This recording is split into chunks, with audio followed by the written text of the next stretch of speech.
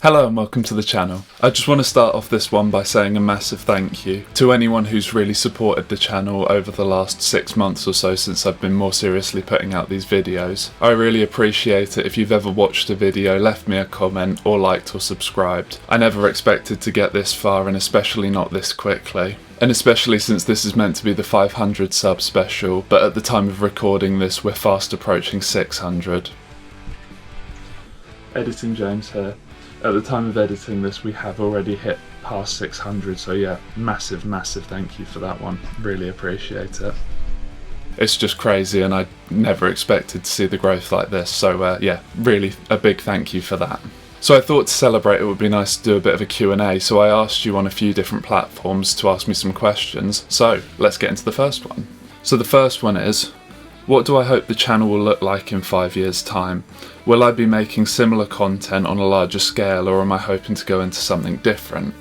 Now, I don't know about in 5 years' time, but I do think the content will probably stay fairly similar. I mean, really the bread and butter of this channel is checking out different bits of gear, and I'd love to continue that, and if possible start maybe working with some brands. But I really do enjoy just checking out whatever bits of gear I can get my hands on, because I've already, in the short time I've been doing this, gone down some really interesting rabbit holes and found some really cool bits of gear which I've then incorporated into my own music. That being said, I'd also quite like to expand and move on to some bigger things. For example, like with the £100 rig video that you've seen recently, I'd like to continue doing that, and I do have a bit of a vision to maybe expand that to a £250 and a £500 price tag. But obviously that requires money, and at the moment I'm just funding it myself and I don't really have the resources to be able to do that. But if the channel keeps growing at the rate it is, we should be able to start putting together a bit of a budget and doing some bigger videos, which would be really cool. I'd also quite like to get into doing some guitar builds and maybe even some pedal builds at some point as well, which again requires a bit more budget, but I think would be a super cool thing to do.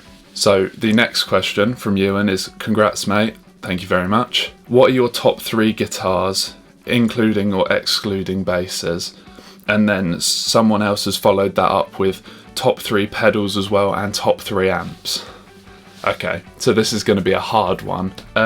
Top 3 is hard to say, but maybe I'll take you through what I think are my most used ones at least. So I think my most used guitar, and one you probably will have seen the most at least, and I think probably what I'm best known for, especially in my own music, would be my Tele. So this is a made in Japan 60s custom vintage modified Tele. It's a basswood body, maple neck, rosewood board, you know, fairly standard, and it's got a few cool extra switching things going on. But it's a made in Japan Tele. It's a really solid workhorse guitar, and I love this thing, and I'm just a big fan of Teles in general. For my humbucker sort of tones, when I need those, I think my most used and go-to is my Gibson SG Standard. So this is transparent teal, and I saw the colour and fell in love with it. I'd been considering buying an SG for a little while, and I'm a bit of a sucker for a green guitar, so when I saw this colour it just really sold me. But yeah, it's, you know, PAF style humbuckers. It is the more modern style of SG Standard. But yeah, sounds great. Again, just a really solid workhorse guitar, made in the USA obviously. And it does the job for all of those sort of classic PAF humbucker tones. And my third pick, I think, has got to be a bass, and it's the one that really has the most sentimental value to me. So this is a 2012, I believe, Fender American Standard jazz bass. Now on the surface it might not seem particularly special. I mean, it's just a standard US jazz bass. But I bought this guitar off of Sam, who is the bass player for a band called Mallory Knox. You might have heard of them. They are fairly local to Cambridge, and they are one of my favourite bands. So when he said he was selling this, I kind of had to have it. Since I bought it, I then at the time was playing in my old band Limited Time, so this has been on stage with me a good number of times, and yeah, just because of its history, I think this has a lot of sentimental value to me, and I've used it as the main bass sound on most of my own music as well. So those are my picks for guitars. Now, pedals and amps. That's a little bit harder because I use quite a few pedals and quite a few different amps. So we'll talk about amps first, I think. My number one has got to be my Vox AC15. Again, it's just my workhorse sort of staple sound. And then maybe number two, I'd probably go for my SV20H. It's a sort of a 20 watt Marshall Plexi. It's an iconic sound and it really fits nicely with the Vox. Now number three amp is hard, and to be honest I can't really decide between the Valve State, which I picked up recently, there's a review coming up for that fairly soon, and my Orange Dark Terror, which I've had for a lot longer and has been used on quite a lot of my music. They both do a good high gain sort of sound, and actually I've found in recent that blending them together works really nicely. So I know it's kind of cheating, but for number three I'll say the Valve State and the Orange. And finally, pedals I think is the hardest because I use quite a lot of different pedals at various points. But I think the three I'm going to go for that are sort of big parts of my sound in my solo music at least are the Phase 90 by MXR. It's down on my pedal board so I can't show you it, but I've got a Script Phase 90 which I've had for a good while and I adore that thing. Another modulation that I also love is the Wazacraft Dimension C from Boss. I love the stereo output of this, so running a guitar mono into this and then taking the stereo out to create a big chorus sound. I've used that on tracks like Turbulent Sky and that's a really cool effect. And then for a heavy distortion tone, my all-time favourite distortion pedal that you just can't beat in my opinion is the Proco Rat. I think if I only had these three pedals I'd be pretty happy. So moving on, the next question is, what in your opinion, excluding extreme metal shapes, is the most hideous guitar a major manufacturer has put out? Now that is a great question and this is probably going to start a debate in the comments section. But for me the first thing that comes to mind when you say from a major manufacturer is the Jag Stang that Fender did. I despise that thing, I think it's hideous. Fender have done a few really weird things that I don't like, and that is coming from me as a huge Fender fanboy. I can't remember off the top of my head what it was called, but they also did that weird, almost triangular wedge shape thing. I'll throw a picture of it up on screen now if I can find it. I can't remember the name of it, but that's also pretty ugly. And the other one that comes to mind for me is the Gibson Corvus, which, to be honest, I don't even know how to describe how it looks, other than to me it looks like a bottle opener. Again, there'll be a picture on screen to give you an idea, and I hope you can see what I mean. But yeah, those are just the three that come to mind, at least from major manufacturers, and excluding extreme metal shapes, because if you ask anyone that knows me well, they'll tell you that I'm really not a fan of a lot of the really pointy extreme metal shapes. But I hope that answers that question. Moving on to the next one. What is the main tonal difference between an active and a passive bass, and how does this affect EQ sculpting in a live mix? Okay, so that's an interesting question.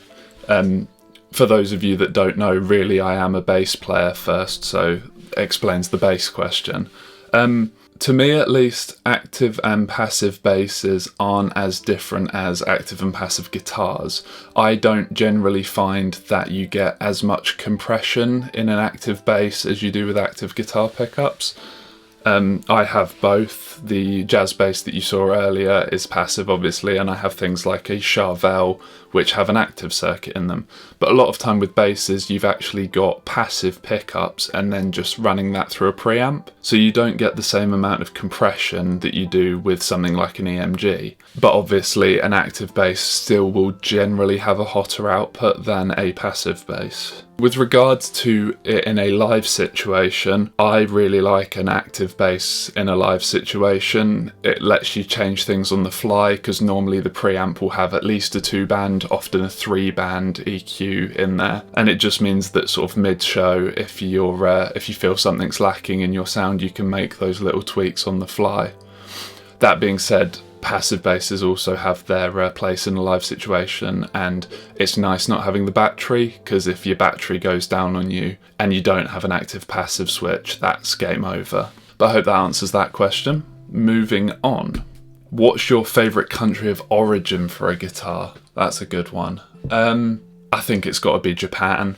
Just thinking about it, I have guitars from China, Indonesia, Korea, Mexico, Japan, America.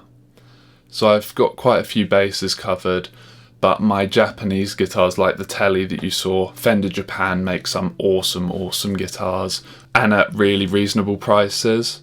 I'd say that the quality is equal to, if not better than, American-made Fenders, but sort of at 2/3 the price, so what's not to love there. I've also recently picked up a Prestige Ibanez, which you'll see a review of on the channel at some point in the future, and that thing is just awesome.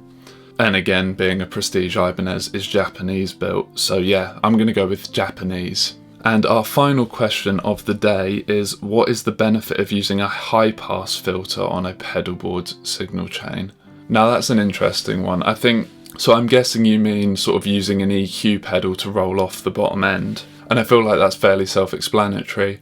It will take some of the bass out of your guitar tone, and I guess in certain cases, if you're using a pickup with a lot of low end, it will take out that muddy sort of thing that you get if you've got a bit too much bass in there. I guess it will also clean up your tone slightly and give you a slightly different sort of sound to your distortion. If there's less low end, you generally get a bit less of a fuzzy sort of fluffy sound to a distortion. But I think really, like with any sort of equalization that you're doing anywhere along your signal chain, it's just the benefit would be being able to sculpt your tone and get it the way you want it. So I hope that gives you an answer, and that's what you were getting at. But I think that just about wraps us up for today.